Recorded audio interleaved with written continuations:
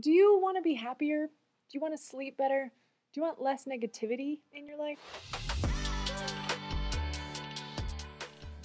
Hey, Allie here. There's actually a lot of things you can do to improve your sleep, to be happier, to decrease negativity in your life. But today I want to talk to you about practicing gratitude.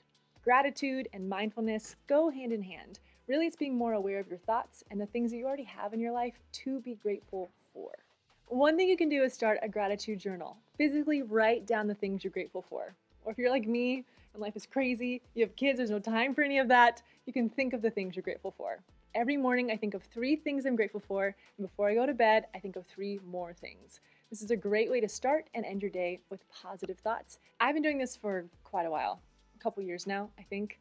Some days are great, some days are not. Sometimes I really have to dig deep to find things I'm grateful for. Other days it comes really easily. But continually doing it every single day is a challenge for me, but it's a positive challenge because I always know that I feel better once I think of the things that I'm grateful for in my life and to dream about those things as well. So even though you might not be consistent about it, don't beat yourself up. It's not about, making sure you log every single day. It's more of a lifestyle change. It's more of a mindset change. It's a tiny shift that has a big, huge impact on your overall well-being. What's one thing that you're grateful for? Tell me in the comments below. As always, thank you so much for being here. Give that subscribe button some love. Tap that little bell to be notified of new videos coming out every Thursday at 11 a.m. And I'll see you next week. Choose happiness and stay mindful. Bye!